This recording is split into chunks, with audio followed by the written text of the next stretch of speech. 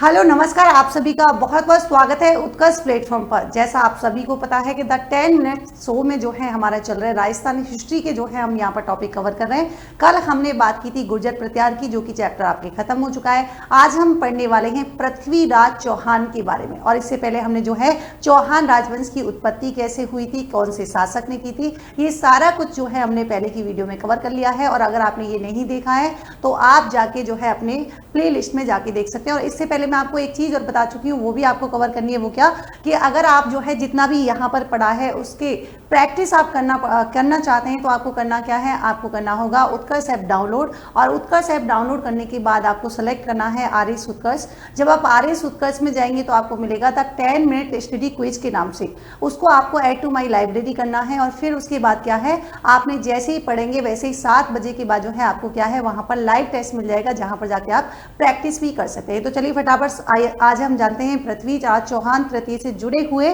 जो कि हमारे एग्जाम के पॉइंट ऑफ व्यू से काफी इंपॉर्टेंट फैक्ट यहाँ पर है। जैसे सबसे पहले हम बात करेंगे कि देखिए इनका जो जन्म हुआ था वो हुआ था 1166 ईस्वी में। और कहाँ पर हुआ था तो आपको ध्यान रखना है, गुजरात की राजधानी जिसका नाम क्या था, अनहल पाटन में जो है इनका जन्म हुआ था। जबकि दूसरी बात आती है कि देखिए अगर आपसे पूछा जाए कि चौहान वंश का अंतिम प्रतापी शासक कौन सा था तो वो भी आपके पृथ्वीराज चौहान होता है। इनके पिता का नाम था सोमेश्वर, जबकि माता जो है उनका नाम था कर्पूरी देवी। और आपको पता होगा कि ये कर्पूरी देवी जो है ये कौन से वंश की राजकुमारी थी, कलचूरी वंश हुआ करता था उसकी जो है ये राजकुमारी थी। जबकि आपसे पूछा जाए कि देखिए जब इनका राज्याभिषेक यानी इनका जब कोरोनेशन होता है तब ये केवल यहाँ पर 11 वर्ष के आयु के थे। संरक्षिका जो है तो इन्हीं की माता जिनका नाम है कर्पूरी देवी, वो क्या होती है, इनकी गार्जियन होती है, क्योंकि ये 11 वर्ष की आयु के थे। अगर हम इनकी उपाधि, और यहाँ से वेरी वेरी इंपॉर्टेंट क्वेश्चन, क्योंकि इनकी डेजिग्नेशन इनकी टाइटल के बारे में क्वेश्चन पूछा जाता है, आपको कहा जाएगा कि निम्नलिखित में से किस शासक को दल पुंगल, इसका मतलब विश्व विजेता जो है किसे कहा जाता है, तो पृथ्वीराज चौहान को। या राय पिथौरा की जो है उपाधि किस शासक को दी गई थी, तो भी आपके आंसर क्या होगा, पृथ्वीराज तृतीय को होगा। यहाँ पर आपने सुना भी होगा जब हम बात करते हैं 1178 ईस्वी की, तो इनके चचेरे भाई होते हैं जिनका नाम है नागार्जुन। और भंडारनको जो है यहाँ पर इनके विद्रोह का क्या किया था, इन्होंने दमन भी यहाँ पर किया था। इनका प्रधानमंत्री कई बार एग्जाम में पूछा गया है, तो ध्यान रखेंगे इनके प्रधानमंत्री का नाम होता है कदम्बवास। जबकि इनके जो सेना अध्यक्ष हुआ करते थे वो दो नाम आपको ध्यान रखने, एक तो भुवनमल और दूसरा कौन सा है आपके, तो ध्यान रखेंगे कैमस। अब यहाँ से एग्जाम में क्वेश्चन पूछा जाता है कि देखिए तुमुल का युद्ध जो है पहली बात तो कब हुआ था और किन के मध्य हुआ था, और इसमें जो है किसकी हार हुई थी या किसकी जीत हुई थी। तो पहली बात तो देखिए एक तरफ होते हैं पृथ्वीराज चौहान तृतीय और दूसरी तरफ महोबा के जो चंदेल शासक जिनका नाम क्या था, परमादिदेव। और यहाँ पर पृथ्वीराज चौहान तृतीय जो होते हैं वो इनको पराजित कर देते हैं। और एक इंपॉर्टेंट चीज और है कि परामर्दिदेव की तरफ से जो है इनका सेनापति आला और उदल थे, ये भी आपको ध्यान रखना है, जो कि वीर गति को क्या हो जाते हैं, इसमें यहाँ पर प्राप्त हो जाते हैं। पृथ्वीराज रासो की जब हम बात करते हैं तो इनके अनुसार 1184 ईस्वी में क्या होता है, पृथ्वीराज तृतीय और जो चालुक्य नरेश होते हैं जिनका नाम है भीमदेव द्वितीय, उनके बीच जो है आबू के परमार शासक जिसका नाम था सलग, उनकी पुत्री इच्छनी से क्या होता है, विवाह को लेकर जो है इनकी मध्य विवाद हो जाता है। फिर आप सभी को पता है कि पृथ्वीराज जो है अजमेर जो है क्या है, अजमेर ले जाते हैं जयचंद की पुत्री जो कि गेड़वाल वंश की हुआ करती थी, और यहाँ पर उनका नाम था सयोता। अब यहाँ पर ये तो क्वेश्चन नहीं पूछा जाएगा, लेकिन हमारे एग्जाम के दृष्टिकोण से क्या इंपॉर्टेंट है कि यहाँ पर फर्स्ट बैटल ऑफ तराइन, यानी कि हम बात करेंगे तराइन के प्रथम युद्ध के बारे में, जिसे तारावाड़ी का युद्ध भी कहा जाता है। चूंकि ये करनाल यानी कि हरियाणा में स्थित है तराइन का मैदान, तो इसी वजह से इस युद्ध का नाम पड़ जाता है तराइन का मैदान, तराइन का युद्ध। प्रथम युद्ध होता है 1191 ईस्वी में, आपको सीक्वेंस में भी पूछ लिया जाता है। तो पृथ्वीराज चौहान तृतीय तो होते ही हैं, इनकी तरफ से यहाँ पर होते हैं खांडेराव, और दूसरे हैं चामुंडेराव, और तीसरे यहाँ पर गोविंद राय तोमर भी होते हैं। इधर आपके किन किन के मध्य होता है तो ध्यान रखेंगे मोहम्मद गौरी। और फर्स्ट टाइम यहाँ पर प्रथम यहाँ पर जो युद्ध होता है इसमें तो जीत किसकी होती है, तो पृथ्वीराज चौहान तृतीय की क्या हो जाती है, जीत हो जाती है। लेकिन ये इस बात से अनभिज्ञ रहते हैं कि यहाँ पर मोहम्मद गौरी जब वापस जाता है तो ये कहीं ना कहीं इसको जो है क्या है, पराजित करने के लिए जो है मौके यहाँ पर ढूंढ रहा होता है। तो इंपॉर्टेंट बात आती है कि देखिए जब यहाँ पर पृथ्वीराज जो होता है, जैसे ये बैटल होता है, इसके बाद जो तवर हिंद वाला क्षेत्र होता है उस पर क्या कर लिया जाता है, अधिकार कर लिया जाता है। और यहाँ पर जो जियाउद्दीन जो होता है उसको बंदी बना लेते हैं और यहाँ पर एक बड़ी धनराशि के बदले उसे क्या कर दिया जाता है, रिहा यहाँ पर कर दिया जाता है। अगर हम तबकाते नासरी के अनुसार की बात करें तो ये जो बैटल हुआ था, इस मोहम्मद गौरी की सहायता जो है वो किसने की थी, जम्मू के राजा जिनका नाम क्या था, विजय राज के द्वारा की गई थी। ये एक बार एग्जाम में पूछा हुआ क्वेश्चन भी है। फिर आता है तराइन का सेकंड युद्ध जो कि 1192 ईस्वी में होता है। वही यहाँ पर पृथ्वीराज चौहान तृतीय होते हैं और इधर आपके कौन होता है, मोहम्मद गौरी भी होते हैं। यहाँ पर पृथ्वीराज चौहान तृतीय की बात करेंगे तो यहाँ पर मेवाड़ के राजा जो सामन सिंह होते हैं वो इनको सहायता देते हैं, या मैं कहूँ इनको जो है क्या करते हैं, सपोर्ट करते हैं।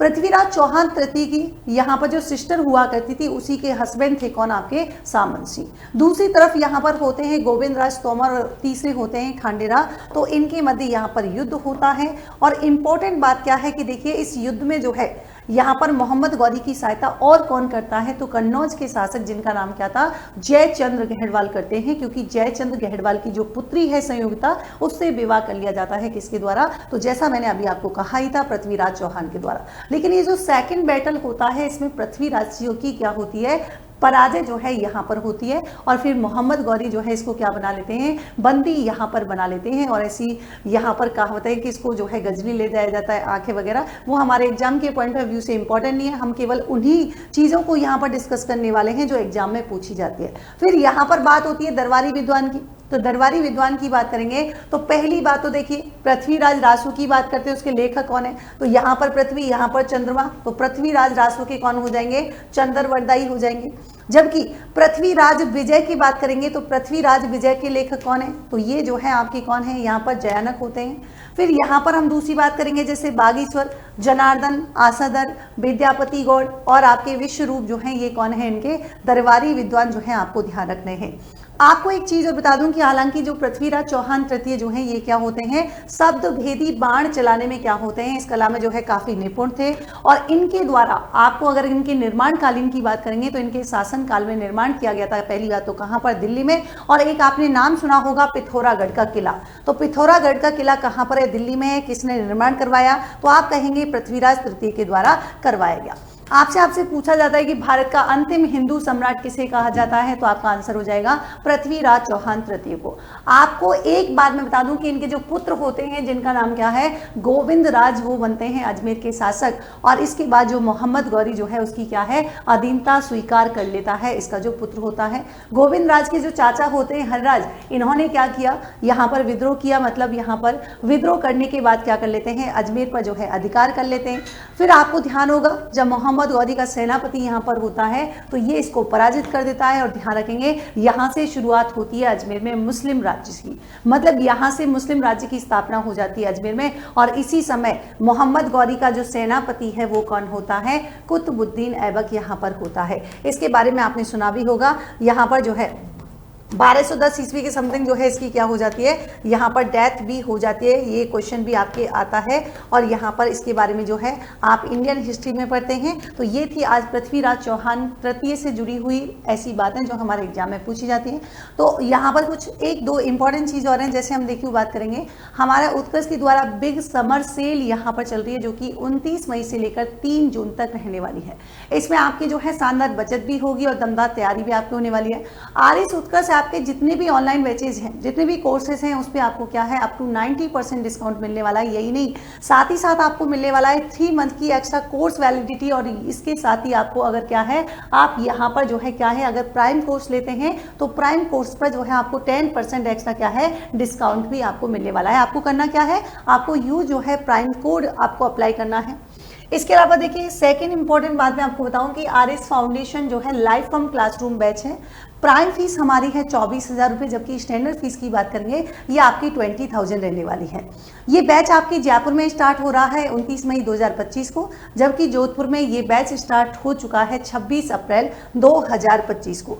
यहाँ पर देखिए यहाँ पर आरएस फाउंडेशन 2025 की बात करेंगे लाइव फ्रॉम स्टूडियो। लेकिन इसकी खास बात क्या है, ये आपके इंग्लिश मीडियम बैच रहने वाला है, जहाँ इंग्लिश मीडियम में रिसोर्सेज की जो है काफ़ी कमी रहती है। लेकिन यहाँ पर जो है ये बैच प्रॉपर जो है इंग्लिश मीडियम बच्चों के लिए जो है शुरू किया गया है निर्मल 6.0 नाम से। ये आपके 26 जून को स्टार्ट होने वाला है और स्टैंडर्ड फीस यहाँ पर चूंकि ऑफर प्राइस चल रहा है तो ऑफर प्राइस में आपके 7,500, जबकि प्राइम फीस आपकी रहने वाली है 13,000 रुपये। और यहाँ पर मैंने बात कर दी कि इंग्लिश मीडियम की जो फीस है वो आपके 8,500 रहने वाली है।